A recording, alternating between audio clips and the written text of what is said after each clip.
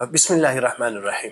سوال یہ پوچھا گیا ہے، مسئلہ یہ پوچھا گیا ہے کہ ایک آدمی بیمار ہے، مریض ہے، چلنے پھرنے سے معذور ہے، کیا اس کے ذمے بھی ضروری ہے کہ وہ نماز جمعہ کے لیے مسجد میں حاضر ہو، مسجد میں حاضر ہو کے نماز جمعہ ادا کرے؟ کیا اس کے ذمے بھی ضروری ہے؟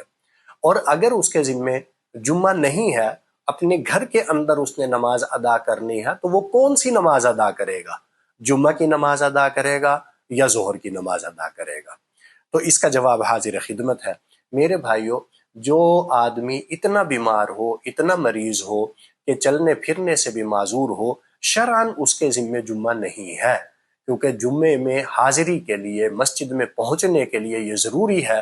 جہاں اور شرائط ہیں ان میں سے ایک شرط یہ بھی ہے کہ انسان تندرست ہو، پہنچ سکتا ہو، اور جو چلنے پھرنے سے معذور ہے، ظاہر ہے وہ تو معذور ہے، وہ بیچارہ مسجد کے اندر کیسے پہنچے گا؟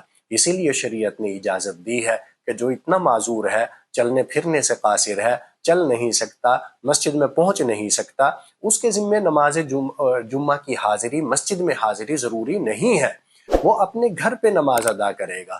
باقی رہا یہ مسئلہ کہ گھر پہ کون سی نماز ادا کرے گا، تو گھر پہ نماز جمعہ نہیں ادا کرے گا بلکہ ظہر کی نماز ادا کرے گا، اور ظہر کی نماز وہ جمعے سے پہلے بھی ادا کر سکتا ہے اور جمعے کے بعد بھی ادا کر سکتا ہے۔ میں مثال دوں گا کہ ان کی مسجد میں جمعہ کی نماز ہوتی ہے 1:30 بجے، تو وہ اگر چاہے تو نماز ظہر 1 بجے بھی ادا کر سکتا ہے جمعہ سے پہلے، 1:15 پہ بھی ادا کر سکتا ہے جمعہ سے پہلے، اور جمعہ کے بعد بھی ادا کر سکتا ہے، 1:45 بھی ادا کر سکتا ہے، 2 بجے بھی ادا کر سکتا ہے۔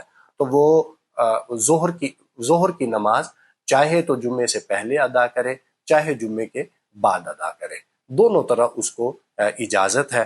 باقی فتویٰ ملاحظہ فرمائے، فتویٰ حاضر خدمت ہے۔ فتوے میں حوالہ موجود ہے مشکات شریف کا، بدائع الصنائع کا، اور اسی طرح فتاوی ہندیہ کا، اور اسی طرح فتاوی شامیہ کا، اور اسی طرح البحر الرائق کا۔